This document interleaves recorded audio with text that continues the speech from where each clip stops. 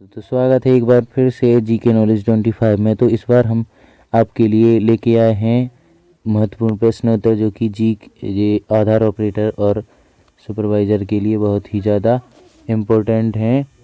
तो आपसे एक रिक्वेस्ट रहेगी कि वीडियो को लास्ट तक देखें और कहीं पे भी स्किप ना करें। पसंद आए तो लाइक करें और चैनल को सब्सक्राइब करें। धन्यवाद। तो स्टार्ट करते हैं हम अपने प्रश्न से। पहला प्रश्न है, ऑपरेटर पर्यवेक्षक अन्य ऑपरेटर को उसके लॉगिन क्रेडेंशियल का उपयोग कर उनके नामांकन क्लाइंट पर लॉगिन करने की अनुमति देनी चाहिए।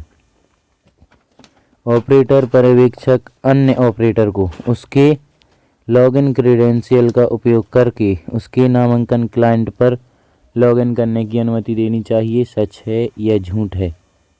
इसका उत्तर क्या है? इसका उत्तर हो जाएगा कि झूठ है, ऐसा नहीं करना चाहिए।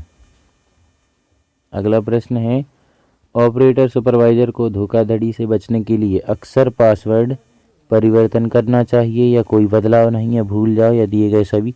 यह तो बहुत ही ज़्यादा मैंडेटरी क्वेश्चन है कि ऑपरेटर सुपरवाइजर को धोखाधड़ी से बचने के लिए अक्सर पासवर्ड को परिवर्तन करना चाहिए। इसका उत्तर भी देख लेते हैं। इसका उत्तर बिल्कुल परिवर्तन होगा कि समय समय पर हमें अपना पासवर्ड भी चेंज करते रहना चाहिए ताकि किसी भी प्रकार की धोखाधड़ी से बचा जा सके। ऑपरेटर सिंक के लिए आदर्श आवृत्ति क्या होनी चाहिए? ऑपरेटर सिंक के लिए आदर्श आवृत्ति क्या होनी चाहिए? रोजाना, मासिक, वार्षिक या 6 माही? इसमें से क्या है उत्तर की किस प्रकार किस किस समय पे हमें सिंक कराने जाना चाहिए? तो ये हो जाएगा ऑप्शन नंबर 1 रोजाना। हमें रोजाना सिंक करना चाहिए। अगला प्रश्न है, ऑपरेटर पर्यवेक्षक को नामांकन अद्यतन प्रक्रिया के लिए किस चीज़ का पालन करना चाहिए? स्टैंडर्ड ऑपरेटर, कोई भी, मेडिकल, ग्राहक संतुष्टि। ऑपरेटर पर्यवेक्षक को नामांकन प्रक्रिया करने के लिए स्टैंडर्ड ऑपरेटर या ग्राहक संतुष्टि, इनमें से क्या करना चाहिए? तो इसका उत्तर हो जाएगा स्टैंडर्ड ऑपरेटर का पालन करना चाहिए। कुछ नियम दिए गए हैं जो कि स्टैंडर्ड ऑपरेटर के नियम अलग से दिए गए हैं, तो उनको फॉलो करना चाहिए। नेक्स्ट क्वेश्चन है, निवासी द्वारा प्रदान किया गया कोई भी दस्तावेज पहचान के प्रमाण और निवास के प्रमाण के रूप में मान्य हो सकता है? प्रश्न है, निवासी द्वारा प्रदान किया गया कोई भी दस्तावेज प्रमाण के पहचान के प्रमाण और निवास के प्रमाण में मान्य हो सकता है? कोई भी दस्तावेज हो तो हाँ या नहीं, इनमें से क्या हो सकता है उत्तर? इसका उत्तर है नहीं। कोई भी दस्तावेज किसी भी प्रमाण का वो नहीं हो सकता है। प्रॉपर उसका नाम होना चाहिए कि यह पहचान का प्रमाण है, तो वह पहचान का प्रमाण होगा। दस्तावेज की विशिष्ट पहचान होनी चाहिए कि ये इस चीज़ का प्रमाण है। इसका आंसर क्या हो जाएगा? इसका उत्तर हो जाएगा हाँ, ये बिल्कुल नहीं हो सकता है। अगला क्वेश्चन है, नामांकन अद्यतन प्रक्रिया के दौरान किसी भी सह ऑपरेटर पर्यवेक्षक के किसी धोखेबाजी की प्रक्रिया के मामले में किसे सूचित किया जाने की आवश्यकता है? अधिकार को, निवासी को, पुलिस को या संसद या विधायक? इनमें से किसे सूचित किया जाता है? नामांकन प्रक्रिया के दौरान किसी भी ऑपरेटर पर्यवेक्षक के धोखेबाजी की प्रक्रिया के लिए किसको सूचित किया जा सकता है? इसका उत्तर होगा अधिकार है, जो इसका अधिकार है वहाँ पे सूचित करने की आवश्यकता है।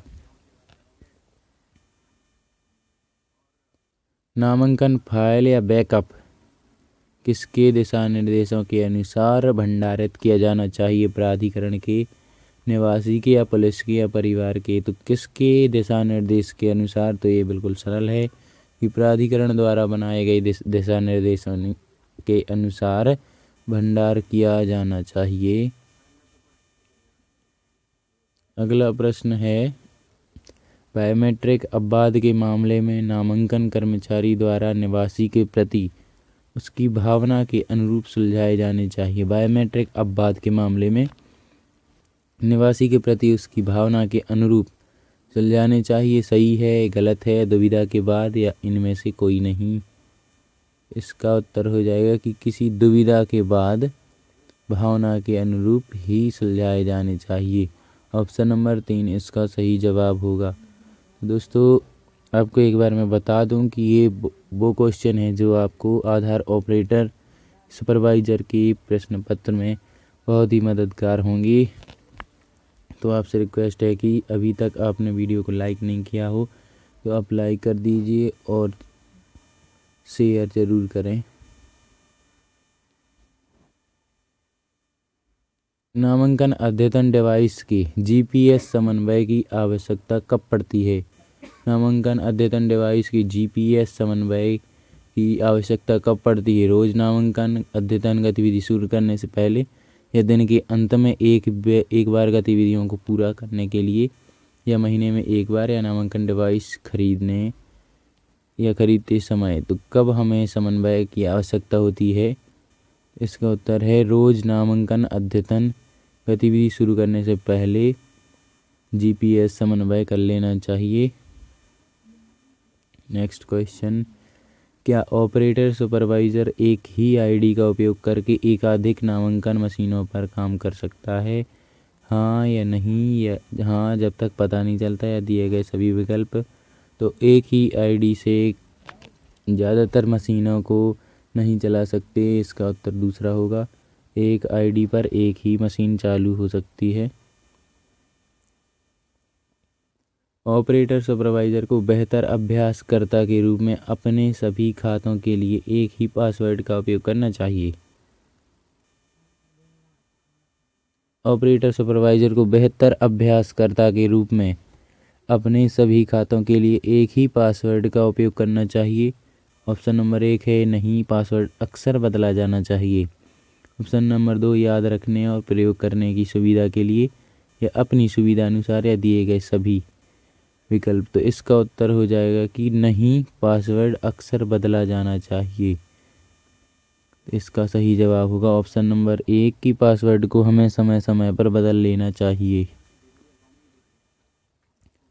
धोखाधड़ी के किसी भी मामले में ऑपरेटर पर्यवेक्षक से निवासी को पैसे मांगने चाहिए? नहीं। धोखाधड़ी की सूचना प्राधिकरण को देनी चाहिए, या फिर हाँ। धोखाधड़ी से नामांकन अद्यतन पूरा किया जाना चाहिए, सूचित किया जाना चाहिए, नहीं किया जाना चाहिए, इनमें से कोई नहीं। तो प्रश्न है, धोखाधड़ी के किसी मामले में ऑपरेटर पर्यवेक्षक से निवासी को पैसे मांगने चाहिए? तो नहीं मांगने चाहिए, धोखाधड़ी की सूचना प्राधिकरण को देनी चाहिए।